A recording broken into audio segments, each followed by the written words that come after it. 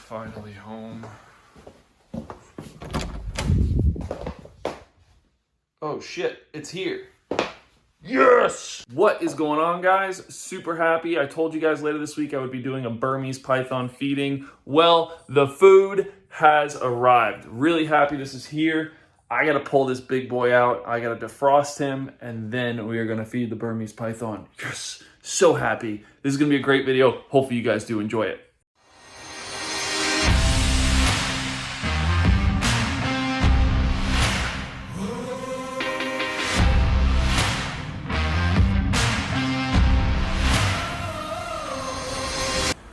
Okay guys, so we're out here with my beautiful Burmese Python. For those of you guys that are newer to my channel, I don't only have venomous, I do have a non-venomous snake as well. It is this big, beautiful male. I'm going to take him out and talk about him a little bit before we go ahead and feed him. Now, he is food cage aggressive because I feed him in the cage, because when I do take him out to do events and things like that, I don't want him to be aggressive in a tote or something I would transport him in. Now, a lot of people usually will feed their pythons or boas in a tote rather the cage, so it's not food cage aggressive, but for me personally, it's easier to do it this way so he's not aggressive when I do take him out to do events.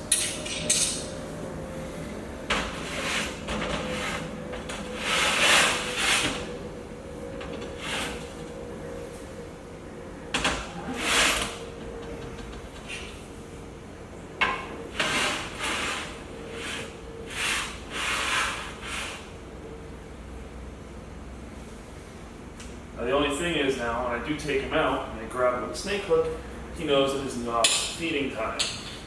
So, at that point, I very simply take him out, and there he is, my beautiful male Burmese Python. Now, for those of you guys that don't know, Burmese Pythons were originally from Burma. They were introduced to the Florida Everglades in the early 90s, late 80s. A lot of people had them as pets, didn't like how big they got, so they either released them, and then we had Hurricane Andrew, which also didn't help because a lot of zoos and aquariums that had them had gotten destroyed, got out in the Everglades, but now they're breeding successfully, gotta talk right, and they're a big problem in the Florida Everglades. Now, the Burmese pythons in the Everglades have actually taken the mammal population down almost 95%. You used to be able to see raccoons, possums, foxes, coyotes, all types of stuff down here in the Everglades, which you very rarely see now because of these snakes. On top of that, these guys are literally everywhere in the Everglades. They're under houses, people run them over constantly on the highways, running them over because there are so many of them. What are you doing? You want to just kiss me in the face, don't you? There you go, buddy. Now, this particular snake, I've had him for it's been like 7 years now. I actually caught him when he was only a couple days old out in the Everglades, and I kept him because I have my permits here in Florida. He's actually got a microchip in the tip of his tail, just like a dog would get, so he is microchipped to me. Florida Fish and Wildlife knows he belongs to me, so if he was ever to escape and they were to scan his microchip, they would actually see that he is mine because he's in the computer like that. These guys are constrictors, they are pythons obviously, they do not have venom glands or anything like that, and they are solid muscles. You can see he's hanging on, he's wrapped around my arm, wrapped around my neck, constantly just moving. Now, we do have a very big meal for this guy. Where you going? Where you going? I did get a very big meal. He's kind of choking me. Okay, but I'm really happy to feed him this big meal because I've been giving him kind of smaller stuff lately. But now that I have a big meal for him, it's going to fill him up. I won't be able to handle him for probably about 3 weeks after I give him this meal. It's not as big as I thought it was going to be, but it's still decently sized. Now, he's a big snake. He's probably, let's see, I'm 6'9", 6'10", so he's probably pushing about 7.5 to 8 feet long. He's a big snake. So I'm very happy to have him. I'm happy to have him back at the house with us. These guys are used for education only nowadays. I do a lot of events with my sister.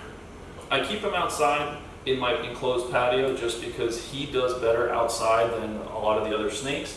He is legally allowed to also stay outside. The humidity is very good for them. It helps them shed. When I did keep him inside temporarily a couple houses ago, his shed got stuck and he actually has scars from it. So it's much better for them to be outside realistically. So he lives outside, he's on the patio, he's in a very big cage. But we're gonna go ahead and put him back so we can get to feeding him now. Where are you going? My head is not food.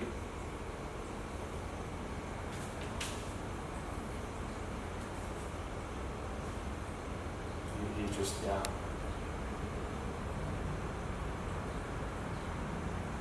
Rocking the new shirt, because if you guys didn't know, Nerd was here and they gave me a shirt. It was awesome. Super excited to go up and see them soon. What if I just walked down public with him like this? He almost looks like a tie. Like a tie? Alright, so let's go ahead and put him back.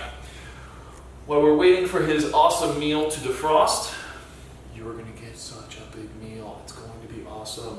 So I absolutely love this snake. This is actually right now, I believe, my only non-venomous snake. Well, here at the house, but as you can tell, he's big, he's beautiful. So we're going to go ahead and put him back now. Come on. In the cage you go.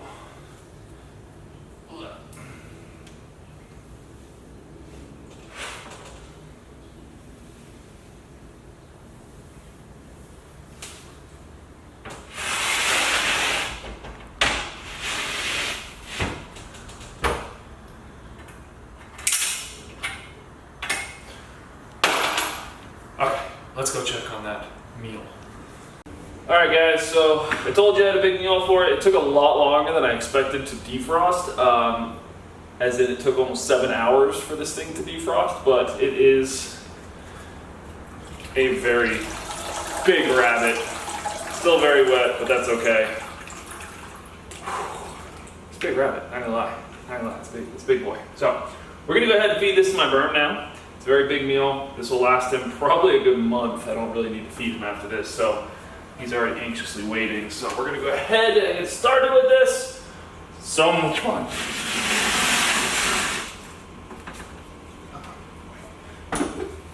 So tongs, just in case I need them. Come here. Hey, look, over here, buddy. There you go. Come on. Let's see how much of this water I can get off of him. You ever stroke a rabbit before? It's quite enjoyable. Ew, it all just came out of his ears. Hey, look what I got. Look what I got. Come on. You gonna come or what? Are you gonna come on or what? Come on. Look. So he's not even flicking his tongue out right now. This is... Come on, buddy. There you go. Come on, look. Look. Look what I got. You gonna come or what?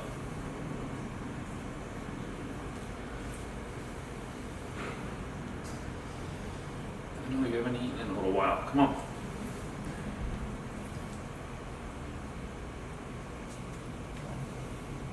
Come on. Come on. Oh, there he is. There he is.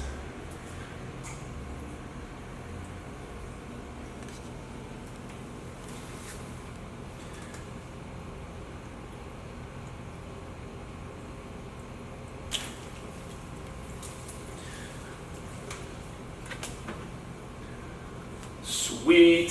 So that's going to be a really good meal for him.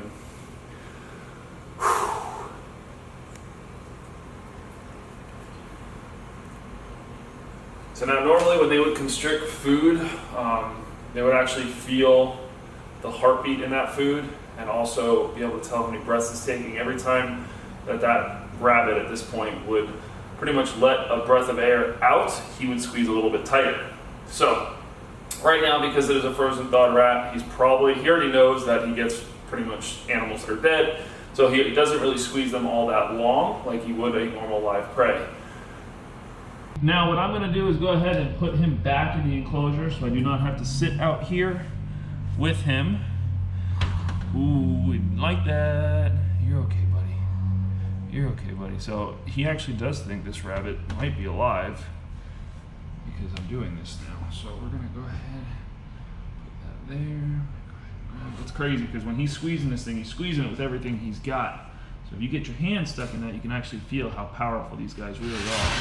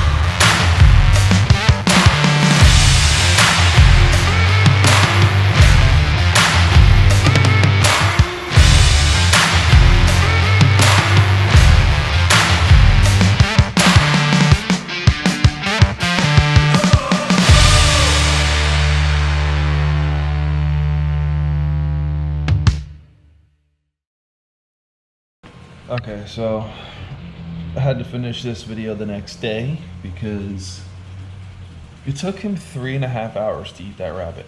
I went through 4 GoPro batteries doing this. So he's back there sitting underneath his heat light, enjoying that huge meal. That is the biggest meal I've given him. But yeah, so I had to stop last night and go to bed. It was, I don't even know what time it was. It was really late. Like, it was past midnight, I know that. And I'm pretty sure it was like past 2 actually. But yeah, so that's gonna be it for this one, guys. Big thank you to my Patreons. You guys are awesome. It's a new day. Time to start filming something else. So smash that like button if you haven't already. Subscribe if you are not already. And I will see you guys in the next video. Peace!